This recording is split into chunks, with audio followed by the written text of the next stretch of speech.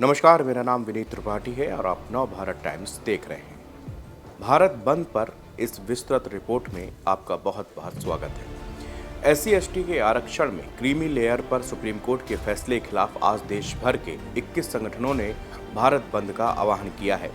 देश भर के अलग अलग हिस्सों में प्रदर्शन शुरू हो चुका है। पटना में प्रदर्शनकारियों पर पुलिस को लाठी चार्ज तक करना पड़ा है। कई जगहों पर रेल रोकने की भी बात सामने आ रही है। ऐसे में इसको लेकर कई तरह के सवाल हैं, जैसे भारत बंद क्या होता है, इसको कौन बुला सकता है, भारत बंद के दौरान क्या खुला और क्या बंद रहता है, क्या भारत बंद विरोध व्यक्त करने का कोई संवैधानिक व्यवस्था है। आज हम आपके सामने कुछ इन्हीं सवालों के जवाब के साथ हाजिर हुए हैं।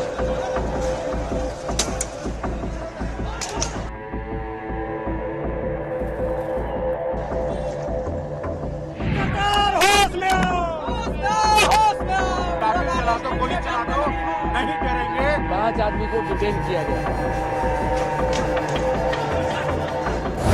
पहला सवाल ये कि भारत बंद है क्या। भारत बंद किसी नीति का विरोध करने के लिए एक तरीका है। ये कोई राजनीतिक दल, संगठन इसका आह्वान कर सकता है। इसमें कोई भी सरकारी सेवा किसी भी प्रकार से बाधित नहीं की जाती है, ना ही किसी पर जोर जबरदस्ती करके उसको आप बंद में शामिल करा सकते हैं। यानी अगर आपका मन है तो ही आप बंद में शामिल हों, अगर आपकी इच्छा नहीं है तो आप इसमें शामिल ना हो। इसी वजह से आप देखेंगे कि बहुत सारी दुकानें, प्रतिष्ठान खुले रहते हैं और बहुत सारे बंद भी रहते हैं। कभी कभी आंदोलनकारी संगठन जोर जबरदस्ती से भी दुकानें बंद कराते हैं, जो कि पूरी तरह से गैर कानूनन है। दूसरा सवाल ये है कि इसको बुला कौन सकते हैं, यानी कि भारत बंद को कौन बुला सकता है। अक्सर सरकारी नीतियां या फिर कोर्ट के फैसलों के खिलाफ कोई दल या कोई संगठन भारत बंद बुला सकता है, लेकिन ये पूरी तरह से शांतिपूर्वक होना चाहिए। यानी कि किसी भी आम आदमी को आपके बंद से परेशानी नहीं होना चाहिए। उदाहरण के लिए 21 अगस्त यानी कि आज को जो भारत बंद बुलाया गया है, वो SC/ST के आरक्षण में क्रीमी लेयर पर सुप्रीम कोर्ट के फैसले के खिलाफ देश भर के 21 संगठनों ने बुलाया है। आरक्षण बचाओ संघर्ष समिति की बैनर तले इसका आयोजन किया गया है। अब सवाल ये उठता है कि क्या देश का संविधान भारत बंद या हड़ताल को किसी भी नागरिक का मौलिक अधिकार मानता है या नहीं। क्या कानून किसी तरह से लोगों को भारत बंद या हड़ताल की इजाजत देता है या नहीं। अब संविधान का अनुच्छेद 19 सबसेक्शन 1C देश के किसी भी नागरिक को यूनियन बनाने का अधिकार देता है। वहीं 19A के तहत सभी को अभिव्यक्ति की आज़ादी मिलती है। इसी तरह विरोध प्रदर्शन को भी 19A में शामिल किया जा सकता है, वो एक प्रकार से अभिव्यक्ति ही है। लेकिन फ़र्क ये रहता है कि वो प्रदर्शन हिंसक नहीं होना चाहिए, पब्लिक प्रॉपर्टी को नुकसान नहीं पहुंचाना चाहिए। लेकिन बड़ी बात यह है कि संविधान में कहीं भी हड़ताल या बंद जैसे शब्दों का इस्तेमाल नहीं किया गया है। साफ कहा गया है कि हड़ताल, चक्का जाम और बंद किसी का मौलिक अधिकार नहीं हो सकता।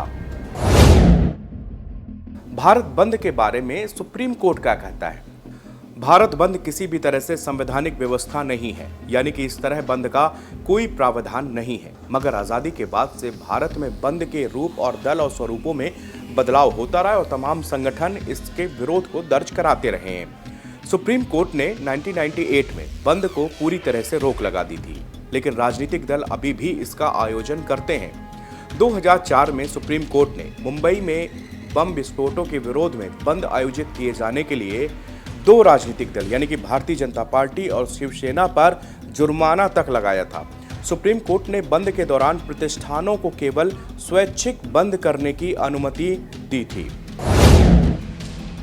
अब आपको बताते हैं कि ये बंद कब कब बुलाए गए। 5 जुलाई 2010 को NDA दलों ने UPA सरकार के खिलाफ देशव्यापी बंद का आह्वान किया था। ये विरोध पेट्रोल और डीजल की कीमतों पर भारी वृद्धि को लेकर था। बंद का असर बहुत ज़्यादा हुआ। आम लोगों को रोजमर्रा की चीज़ों के लिए भारी दिक्कतों का सामना करना पड़ा, खासतौर पर उन राज्यों में जहां पर बीजेपी और वाम दलों का शासन था। 20 सितंबर 2012 को भाजपा और अन्य दलों ने प्रधानमंत्री मनमोहन सिंह और उनके वित्त मंत्री तत्कालीन पी चिदंबरम द्वारा किए गए आर्थिक सुधारों के विरोध में देशव्यापी बंद का आह्वान किया था। सबसे बड़ा भारत बंद। अगर हालिया भारत बंदों का हम जिक्र करें, 2 अप्रैल 2018 को हुआ भारत बंद अब तक का सबसे बड़ा भारत बंद माना जाता है। इस दिन भारत बंद के बारे में मीडिया को भी जानकारी नहीं थी और अचानक भारत बंद का ऐलान किया गया था। दरअसल 2 अप्रैल 2018 का दिन भारतीय इतिहास में संपूर्ण भारत बंद के रूप में दर्ज है। इस दिन देश के दलित और आदिवासी भारी संख्या में सड़कों पर उतर गए थे। इसका कारण ये था कि उनके सुरक्षा कवच कहे जाने वाले अनुसूचित जाति जनजाति अत्याचार निवारण अधिनियम में सुप्रीम कोर्ट द्वारा संशोधन किया गया था, जिसके खिलाफ देश भर में दलितों और आदिवासियों में गुस्सा भर उठा था। भारत बंद का इतिहास क्या है? कुछ रिपोर्ट्स बताती हैं कि देश का सबसे पहला भारत बंद 1862 यानी कि 1862 में लगा था। उस समय देश में अंग्रेजों की हुकूमत हुआ करती थी। उनकी प्रताड़ना से पूरा देश त्रस्त था। मजदूर समाज का तो बड़े स्तर पर शोषण होता था। उस समय 1862 में एक समय ऐसा आया जब फैक्ट्री में काम करने वाले मजदूरों ने बंद का ऐलान किया था। बड़े स्तर पर हड़तालें की गई थी। इसके बाद 1920 में महात्मा गांधी ने जब असहयोग आंदोलन का ऐलान किया, मजदूरों ने बड़े स्तर पर अंग्रेजी हुकूमतों के खिलाफ विरोध प्रदर्शन शुरू किया। फैक्ट्रियों में काम करना बंद कर दिया गया। इसी तरह 1942 का अंग्रेजों का भारत जोड़ो आंदोलन भी था। वो भी एक तरह से पूरी तरह से बंद था। ऐसा बंद जिसमें स्कूली छात्रों से लेकर सरकारी कर्मचारियों ने हिस्सा लिया था। कई ने तो अपनी इच्छा से नौकरी छोड़ी थी, लेकिन महात्मा गांधी और आज के भारत बंद में एक बहुत बड़ा अंतर है। गांधी अहिंसा के रास्ते पर चलकर विरोध प्रदर्शन करते थे, आंदोलन करते थे। यहीं वर्तमान में बड़े स्तर पर हिंसा देखने को मिलती है, जैसा कि आप आज देश के तमाम हिस्सों से तस्वीरें आ रही हैं। आप उसमें आसानी से देख सकते हैं किस तरह से रेल मार्गों को रोका जा रहा है, कई प्राइवेट वाहनों को रोका जा रहा है, जबरदस्ती लाठी और डंडों के बूते पर ये दुकानें बंद कराई जा रही हैं, जिससे आम लोगों को इससे नुकसान पहुंच रहा है। उनको जो ज़रूरती उनके काम है वो रुक जाते हैं। तो ये तब के बंद थे जब शांतिपूर्वक ढंग से बंद किए जाते थे। विरोध जताने का एक तरीका हुआ करता था, लेकिन आज ये विरोध जताने का तरीका कम और इसमें पॉलिटिक्स राजनीति ज़्यादा इन्वॉल्व हो जाती है। और जो भी पार्टी बंद बुलाती है, अगर उसकी सरकार उस प्रदेश में होती है तो वहाँ पर बंद का असर सबसे ज़्यादा होता है, क्योंकि उनके कार्यकर्ता जगह जगह पे दुकानें बंद कराते हैं, आने जाने वाले वाहनों को रोकते हैं।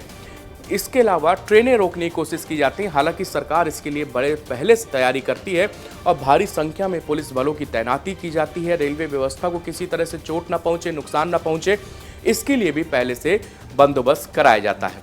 फिलहाल इस विस्तृत रिपोर्ट में इतना ही। देश और दुनिया की तमाम खबरें देखने के लिए बने रहिए नवभारत टाइम्स के साथ।